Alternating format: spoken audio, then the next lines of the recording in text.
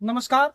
जैसा कि बिहार में एसआईआर चल रहा है, मतदाता सूची का विशेष सर्वेक्षण चल रहा है। ऐसे में कई सवाल उठ रहे हैं कि बीएलओ के द्वारा सभी जगहों पे पहुंचा भी नहीं जा रहा है और कई लोगों को मृत घोषित कर दिया गया है, जबकि वे अभी भी जीवित हैं।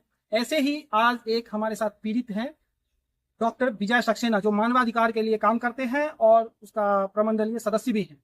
तो आइए इनसे बात करते हैं कि एसआईआर के क्रम में इनके साथ क्या क्या घटनाएं घटी।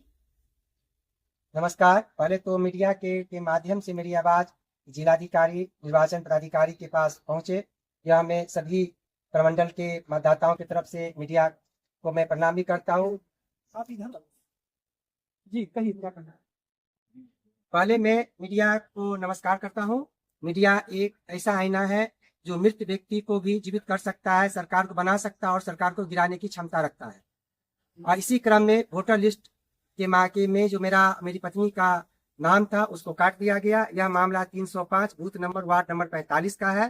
क्रमांक संख्या 345 और 347 है, जिसकी लिखित शिकायत में जिलाधिकारी और यहाँ निर्वाचन पदाधिकारी दरभंगा से किया 25 तारीख को, और सभी पेपर साक्ष्य मुहैया करवाया गया। 2024 में लोकसभा के चुनाव में मैं भारतीय पासपोर्ट के माध्यम से अपना मत गिराया था, उसका भी मैंने सबूत दस्तावेज लगा के दिया है।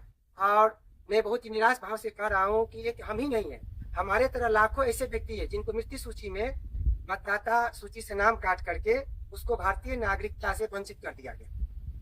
जी, तो आप जो आवेदन दिए इस पर कुछ अभी तक कार्रवाई हुई? अभी तक कोई कार्रवाई नहीं हुई है और हम लोग को आशा है कि 5 तारीख तक अगर मेरी वाइफ का नाम नहीं जोड़ा जाता है तो मैं डॉक्टर विजय कुमार प्रमंडलीय सदस्य एवं प्रभारी मानवाधिकार से हूँ। और यहाँ की पूरा प्रमंडल, पूरा बिहार जानता है कि मैं मानवाधिकार का प्रभारी हूँ। और सबसे घोर आश्चर्य की बात यह है, जयंत बाबू, आप मीडिया के एक चौथा स्तंभ है, कि जब प्रभारी को ही दर बदर का ठोकर खाने के लिए छोड़ दिया गया तो निर्वाचन पदाधिकारी दरभंगा जो है वह सवाल के दायरे में है और उनके ऑफिस में धांधली हो रही है।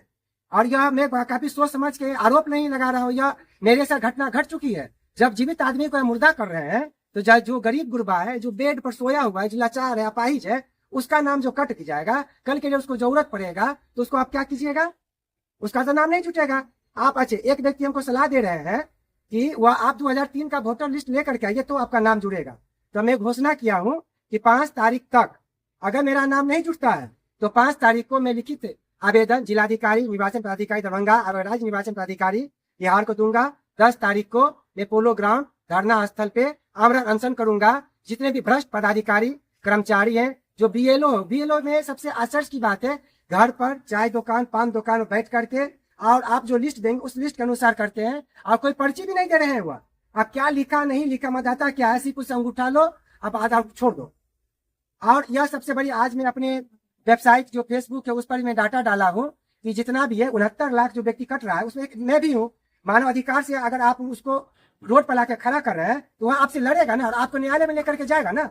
यह मेरा अधिकार है ना, मेरे अधिकार से आप कैसे वंचित कर सकते हैं? जनता के अधिकार को आप वंचित करके अपना अधिकार उस पर थोप रहे हैं कि आप बाहुबली हैं। तो न्यायालय इसके लिए खुला हुआ है ना, हम न्यायालय जाएंगे और जनताओं के बीच में जाएंगे। राज मतदाता मालिक जो बुद्धिजीवी हमारे जनता है उनका आवाज उठाना अगर अपराध है तो मैं डॉक्टर विजय कुमार अपराधी हूँ और यह अपराध मैं बार बार करूंगा, क्योंकि यह एक मेरा नहीं लाखों मतदाताओं का सवाल है और उसकी स्थिति परिस्थिति मतदाता के अधिकार को मतदाता के अधिकार से छीना नहीं जा सकता और उसके अधिकार से उसको वंचित नहीं किया जा सकता। और यह आर्टिकल 13 से लेकर आर्टिकल 20 तक में सभी बातें वर्णित है संविधान में। अगर संविधान से ऊपर अगर कोई पदाधिकारी चल रहा है तो गैर कानूनी है, उसको तुरंत निलंबित किया जाए और उस पर जो भी कानून विध जो धारा बनती हो उस पर कार्रवाई हो। जी, जैसा कि आपने देखा कि एसआईआर के क्रम में बहुत सारे ऐसे पीड़ित हैं जिनका नाम छोड़ दिया गया है और बीएलओ जो है, बीएलओ भी बहुत परेशान है। उनसे भी मेरी वार्ता हुई, उनका कहना है कि मेरी इसमें कोई गलती नहीं है, लेकिन ये कोई त्रुटि के कारण हुआ है। लेकिन ऐसे में सवाल उठता है कि क्या एसआईआर में कुछ बड़ा धांधली हो रहा है? दरभंगा निर्वाचन पदाधिकारी को इस पर संज्ञान लेना चाहिए और त्वरित कार्रवाई करना चाहिए और जो भी पीड़ित हैं उनका नाम तुरंत जोड़ा जाना चाहिए। धन्यवाद।